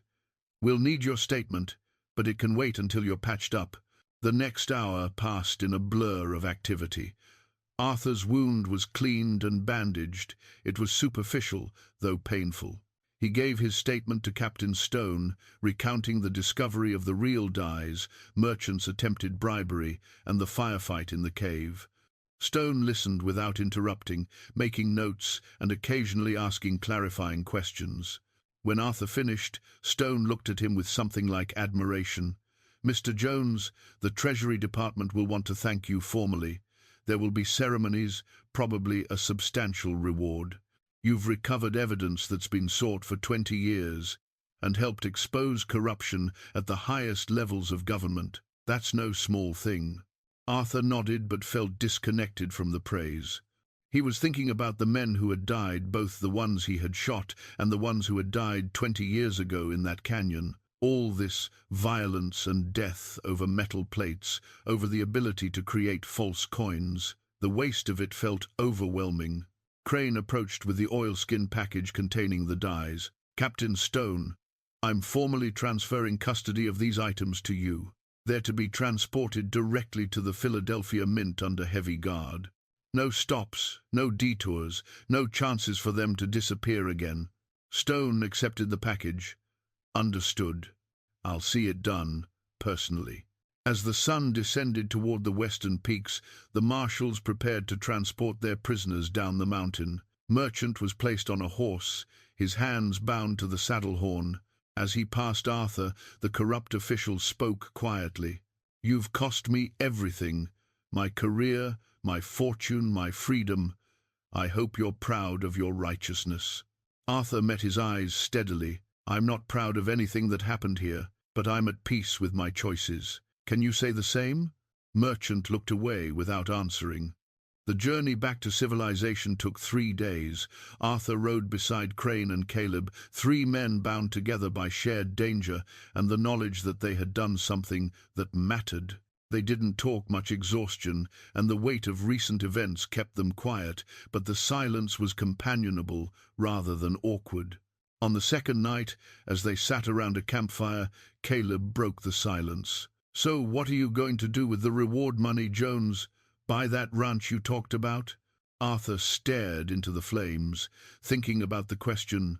A month ago he would have said yes without hesitation. Land of his own, a place to settle and work and forget the loneliness of his cabin in Red Bluff. But something had changed during these weeks. He had rediscovered purpose, had felt alive again in ways he thought were lost forever with Clara. "I don't know," he said honestly. "I'll have to think about it."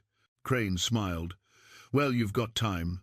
The government moves slowly when it comes to payments. Could be months before you see a dollar. That's all right. I've learned that the best things in life are worth waiting for." They rode on toward home, 3 men carrying the weight of victory and the knowledge that sometimes doing the right thing costs everything and is still worth every bit of that price. 6 months later, Arthur stood on the porch of his cabin in Red Bluff, watching the morning sun paint the eastern hills with shades of gold and amber. Winter had settled over Wyoming, bringing snow and cold winds, but the sky was clear today, and the world felt clean and new. The reward money had arrived 3 weeks ago, $20,000 in government bonds, along with a formal letter of commendation from the Secretary of the Treasury. Arthur had deposited most of it with Samuel Kettering, keeping only enough cash to see him through the winter. He still hadn't decided what to do with such wealth. The possibilities were both exciting and overwhelming. What surprised him most was how little his daily life had changed. He still woke before dawn, still made coffee on his wood stove, still sat on this porch watching the world come to light. The difference wasn't in his circumstances, but in himself. He felt present now, in ways he hadn't since Clara died, engaged with life, rather than just moving through it. Samuel had spread word of Arthur's role in recovering the dies, and for a few weeks Arthur had been something of a local celebrity. People wanted to hear stories, shake his hand, buy him drinks at the saloon. Martha Holloway had baked him 3 pies in a single week. Even Jim Bracken, who was hard to impress, had admitted that Arthur had done something remarkable. But the attention had faded, as attention always does, and Arthur had returned to being just another resident of Red Bluff. He found he preferred it that way. The sound of approaching horses broke his reverie. Arthur stood and watched as 2 riders came up the trail, Crane and Caleb, bundled in heavy coats against the cold. They dismounted and tied their horses to the porch rail, and Arthur invited them inside. The cabin was warm from the stove, and Arthur poured coffee while his guests settled into chairs. They had become friends over the past months, these 3 men who had shared danger and emerged intact on the other side. Crane visited when his duties brought him through the territory, and Caleb had more or less adopted Red Bluff as his base of operations between bounty jobs. "How's Washington treating you?" Arthur asked Crane. "Like a minor hero, which is uncomfortable but useful. I've been promoted, given a new assignment investigating corruption in the Western Territories." Crane sipped his coffee. The merchant case opened a lot of eyes. Turned out he wasn't the only Treasury official selling information to criminals. "We've arrested 6 others so far. And the dies. Melted down 2 months ago at the Philadelphia Mint. They're slag now, no longer a threat to anyone." Crane smiled. "Your warehouse in Ash Hollow has become something of a tourist attraction, by the way. People ride out there hoping to find more hidden treasure." Arthur laughed. "Good luck to them. That building's falling apart. I finally sold it last month for $50 to a man who wants the stone for a foundation. He can have it with my blessing." Caleb had been quiet, warming his hands on his coffee cup. Now he spoke up. "I got word about the men who attacked us at the warehouse. The ones who survived the siege. 3 are in prison in Laramie, serving 15 years for assault on federal officers. The scarred man, his name was Hutchins, he died of infection from a bullet wound last month." Arthur felt a complicated mix of emotions at this news, not satisfaction exactly, but a sense of closure. "And what about you, Caleb? Still chasing fugitives?" "When the mood strikes. But I've been thinking about settling down, maybe starting a legitimate business. Turns out my share of the reward money gives a man options." Caleb looked around the cabin. "This isn't a bad life you've got here. Quiet, peaceful, your own master." "It has its moments." Arthur poured more coffee. "Though I'll admit, I've been thinking about changes too. Samuel suggested I might consider becoming a deputy marshal. Says my experience would be valuable." Crane raised his eyebrows. "Would you take that job?" "I don't know. Part of me wants to keep being useful in ways that matter, but another part of me worries I'm too old to start a new career." "You're 62, not 82, Caleb said, "and you've got more grit than men half your age. If you want the badge, take the badge." They talked for another hour, sharing news and stories, comfortable in the way that men who have faced death together can be comfortable. When Crane and Caleb finally left, promising to visit again soon, Arthur returned to his porch and watched them ride away. He thought about the journey that had brought him here, from the moment he pulled back that canvas tarp, to the firefight in the cave, to this quiet morning in Red Bluff. He thought about Clara and what she would make of everything that had happened. He could almost hear her voice, teasing and proud in equal measure. "You always did surprise me," she would say, "just when I thought I had you figured out." Arthur smiled and looked out at the snow-covered hills. The world was full of abandoned places and forgotten things, full of mysteries waiting to be uncovered. He had spent 20 years salvaging lumber and nails, seeing value where others saw waste. Maybe it was time to salvage something more important, time to take what remained of his life and build something meaningful from it. The morning sun climbed higher, warming the air and melting frost from the cabin's eaves. Dusty nickered softly from the lean-to, reminding Arthur there were chores to be done, hay to be pitched, water to be drawn, wood to be split, the simple, necessary work of daily life. Arthur finished his coffee and stood, feeling the pleasant ache of movement in his aging joints. He had survived violence and danger, had stood firm when lesser men would have run, had held to his principles when offered easier paths.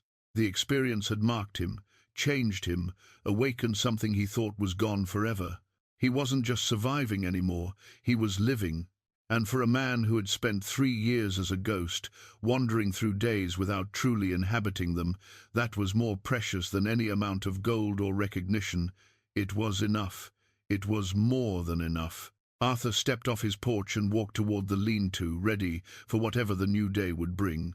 Behind him, smoke rose from the cabin's chimney, a thin column reaching toward the clear Wyoming sky. Ahead of him stretched possibility, uncertain, challenging, but full of promise.